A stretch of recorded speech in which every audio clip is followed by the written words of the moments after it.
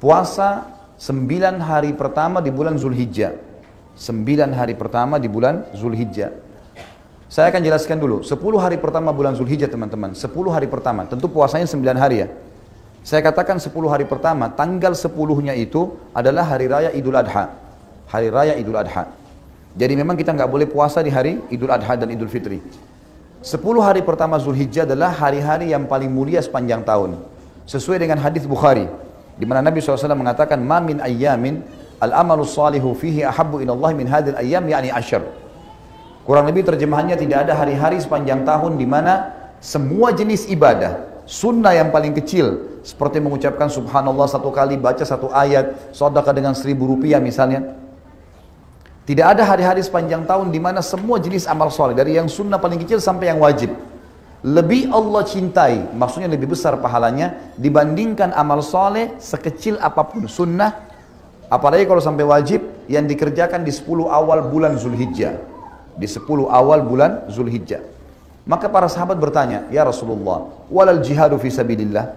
Wahai utusan Allah, jihad di jalan Allah, meninggalkan keluarga, meninggalkan pekerjaan, meninggalkan harta, meninggalkan anak-anak, bisa ditawan oleh musuh, bisa dibunuh.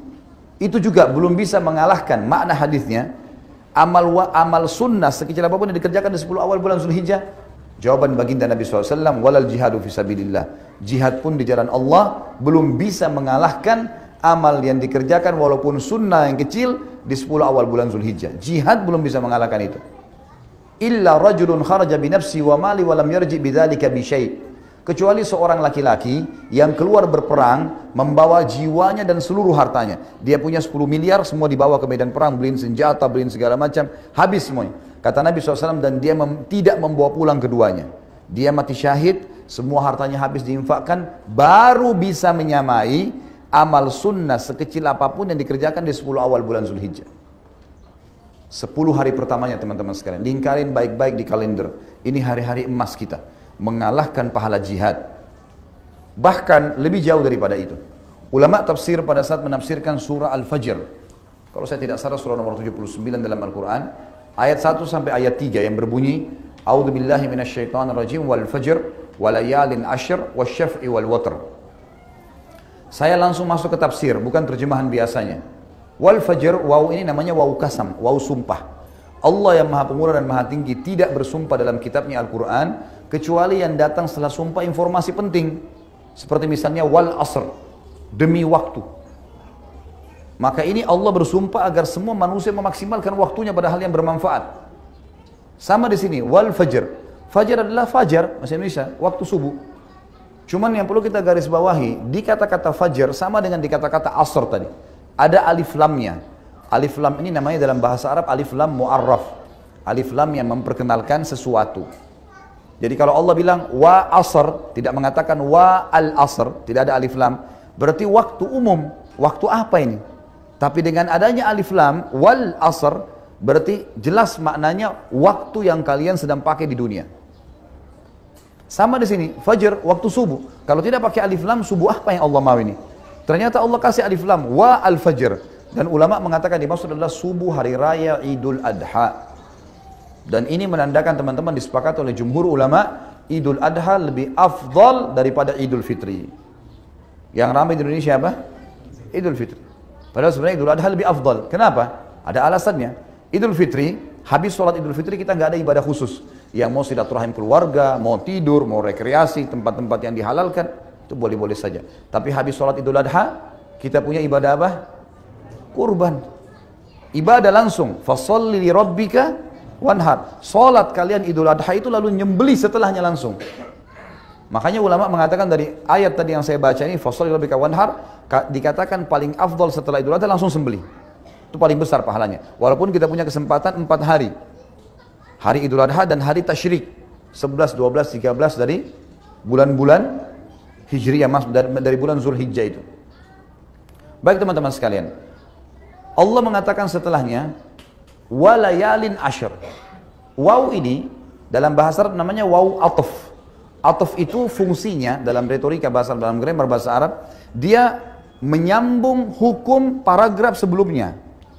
Jadi sumpah Allah di ayat pertama tadi, demi waktu subuh Idul Adha, kejar jangan sampai ketinggalan sholatnya dan kurbannya ya, gitu loh. Dan kata Allah, layalin asyr. Kejar juga, layal jamak daripada laylah. Malam-malam. Asyr 10. Maksudnya kejar juga 10 malam berturut-turut sebelum Idul Adha itu. Di sini teman-teman sekalian ada ulama tafsir yang mengatakan, dari ayat ini bisa disimpulkan kalau 10 awal bulan Zulhijjah malam-malamnya menyaingi bahkan mengalahkan fadilah 10 akhir Ramadan. Kok bisa? 10 akhir Ramadan fadilahnya besar. Ada Lailatul Qadar lebih baik daripada 1000 bulan.